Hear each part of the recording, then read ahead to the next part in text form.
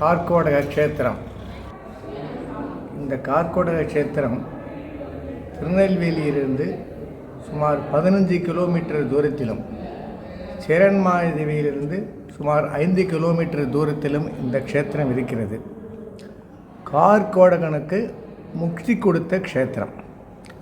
கார்கோன்ற என்ற நாகம் நிறைய பாவங்கள் செய்ததால் அதிலிருந்து விடுவதற்காக அகஸ்திய முனிவனை அணுகி அவற்றை பிரார்த்தித்த பொழுது அகஸ்திய முனிவர் தாமிரபரணி கரையில் இந்த இடத்திற்கு சென்று தபஸ் செய்யுமாறு சொன்னார். அதற்கு அவருக்கு உபதேசம் செய்தார். அங்கே வந்த கார்கோடகன் இங்கு நிசாகர முனிவரை அணுகி அவரிடம் உபதேசம் பெற்று அஷ்டாட்சர மந்திரத்தை ஜபித்து பெருமாளைக்கு சித்திக்கு ஏற்பாடு செய்து தன்னை ஆட்படுத்தி கொண்டார். பெருமாள் அவருக்கு காட்சி கொடுத்தார். உனக்கு மோட்சம் கிடைக்கும் என்றார். எனக்கு மோட்சம் கொடுத்தது மட்டுமில்லாமல் பெருமாள் இந்த இடத்திலே இருந்து எல்லாருக்கும் அனுகிரகம் பண்ண வேண்டும் என்று கார்கோடன் பிரார்த்திக்க பெருமாள் அப்படியே ஆகட்டும் என்று இந்த தலத்திலேயே இன்றும் வீட்டிலிருந்து எல்லாருக்கும் எல்லா அனுகிரகங்களும் பண்ணி கொண்டிருக்கிறார். இந்த க்ஷேத்திரம் சுமார் 1000 வருடங்களுக்கு முன்பானது. ஏனென்றால் கிபி 1165 வருடம் இந்த க்ஷேத்திரத்தை சேர்ந்த இங்கு வசிக்கும் மக்கள் மாரவர்மன் சுந்தர பாண்டியனுடைய ஆட்சியில் சோழவந்தானுக்கு சென்று அவனிடம் முறையிட்டு கோவிலுக்காக வதிக்கப்பட்ட வரியிலிருந்து விலக்கு பெற்றார்கள். இந்த ஊர் கார்கோடகன் அனுகிரகம் பண்ணால் கோடகநல்லூர் என்று அழைக்கப்படுகிறது. முற்காலத்தில் இக்கோவில் இந்த ஊரும் கோவிலும் கோடனூர் என்று அறியப்பட்டது.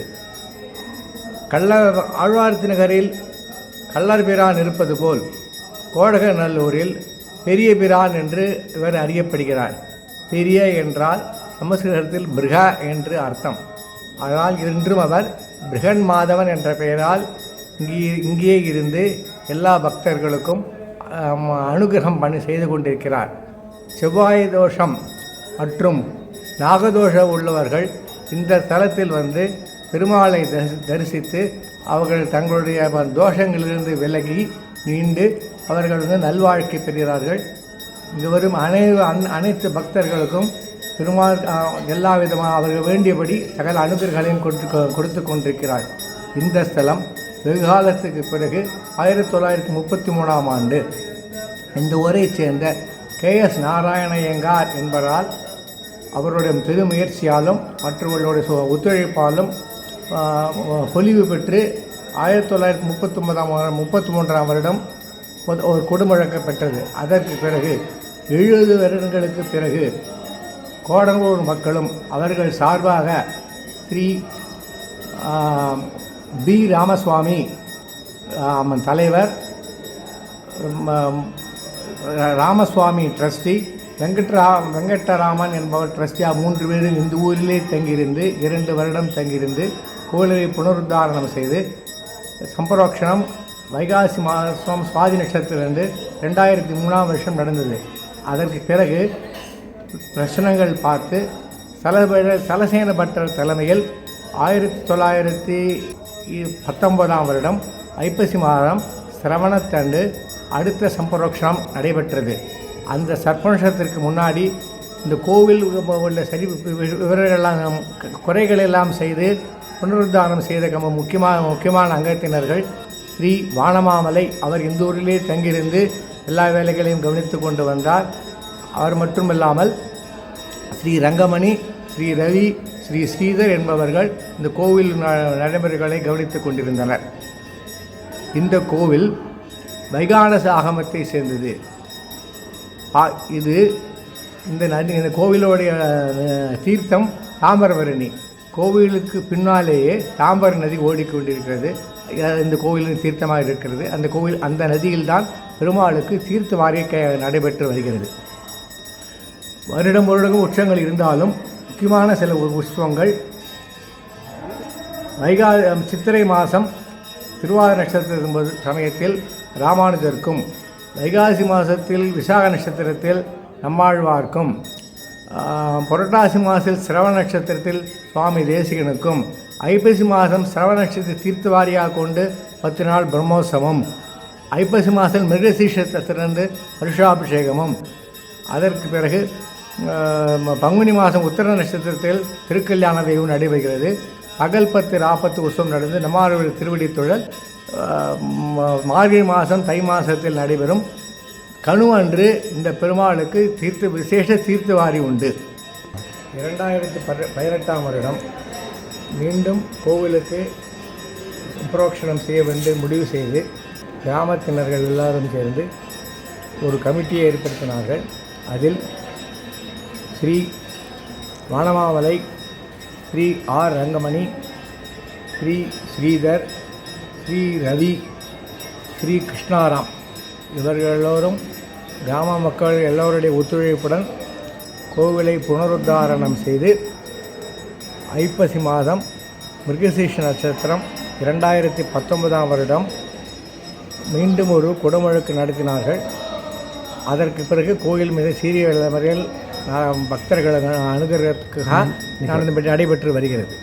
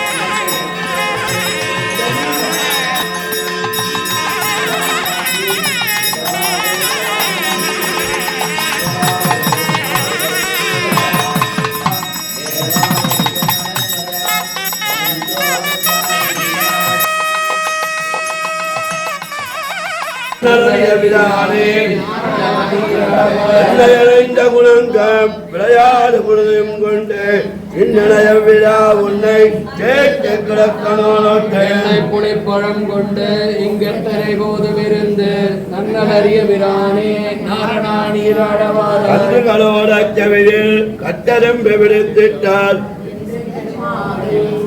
வெண்ணை திரட்டி விழுங்குமா காண்பன் இன்று நீ நீராட வேண்டும் உன்னை கண்டு பிள்ளையும் இல்லாத நெஞ்சம் ஆய்ந்தாலும் கூறி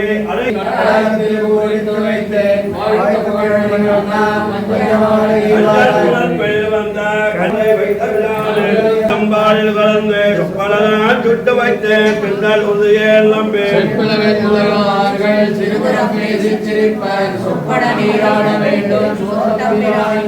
குலத்தை உரைத்து இறப்பில்லை கண்ணல் குலத்தை பாலும் தெய்வம் தலை உரிமையை வைத்தவன்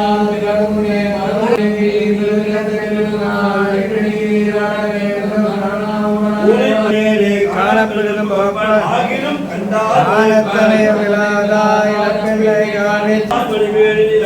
கண்ணவிரானை வந்து பார்மதி கொண்டைய சோலை மஞ்சன மாட்டியவாற்றை பார்மதி போல் முடிவைக்கோள் கண்ணவிரான் சொன்னவாறு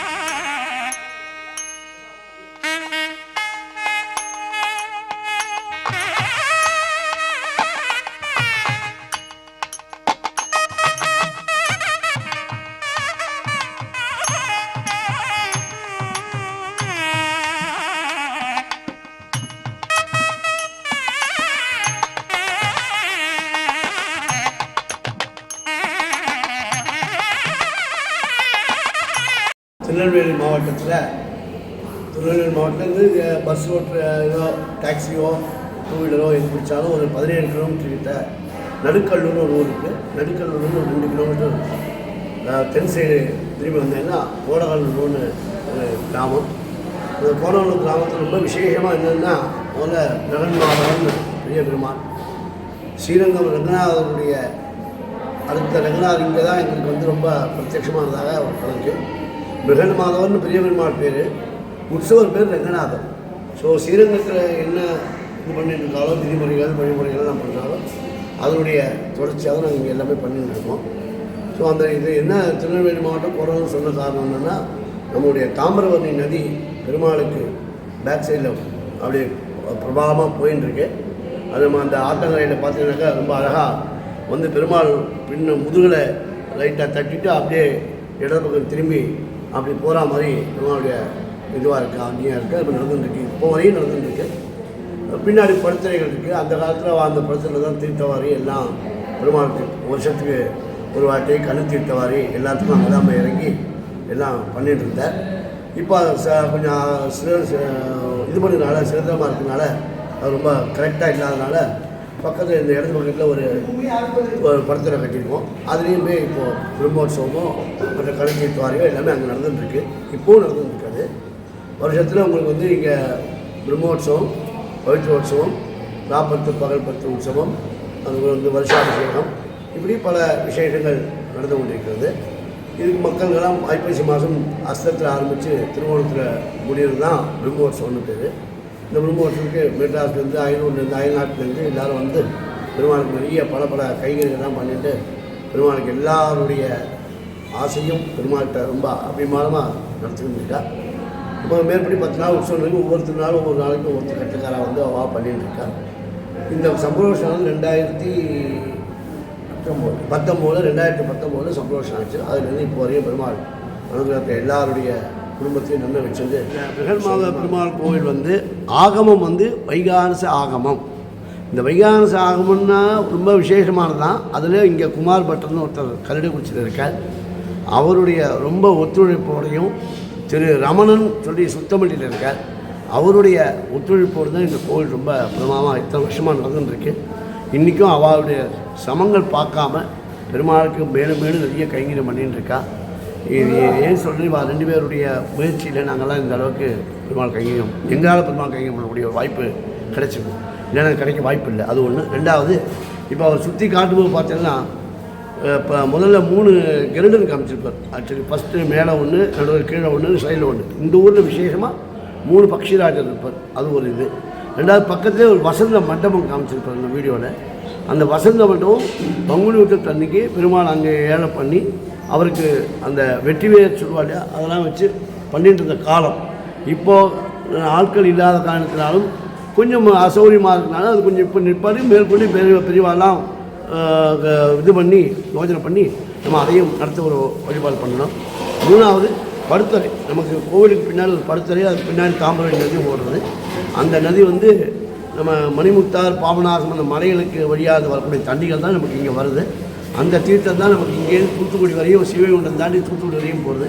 ஸோ அந்த தாமிரபரணி நதியும் அது ஒன்று இருக்குது.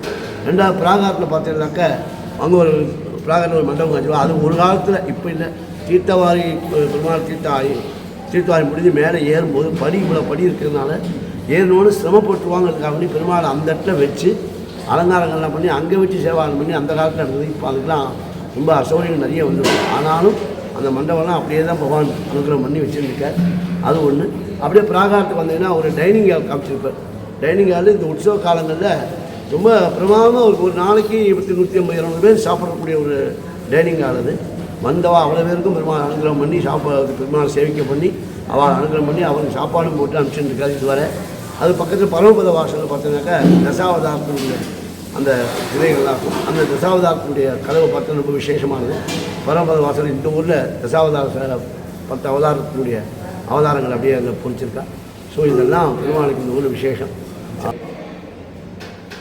வந்து தேசிய உற்சவம், பிரம்மோற்சவம் எல்லாமே தேசிய சபா அப்படின்னு ஒன்று இது பண்ணி ரெடி பண்ணி அந்த அபாக கைங்கரி சபா தான் நாங்கள் பண்ணிகிட்ருக்கோம். உற்சவம் எல்லாமே திரு ரங்கமணி அவர்கள் தான் செக்ரட்டரி. ஸோ இதற்கு நாங்கள்லாம் கூட இருந்து அவங்களுக்கு சைடு சப்போர்ட்டாக வந்து பெருமாளை கைங்கரியம் பண்ணிட்டு இருக்கோம். அவ்வளோதான் அடியேன்னு ஆசை.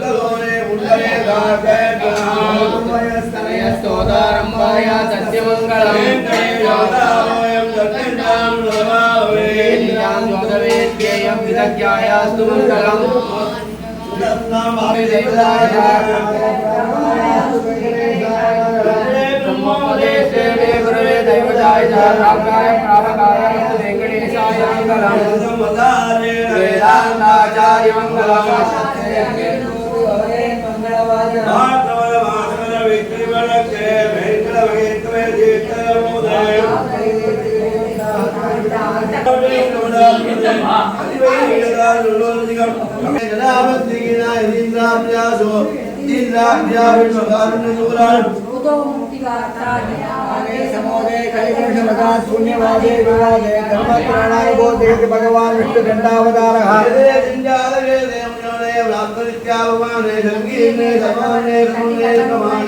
धर्मत्राणाय बोधयति भगवान विष्णु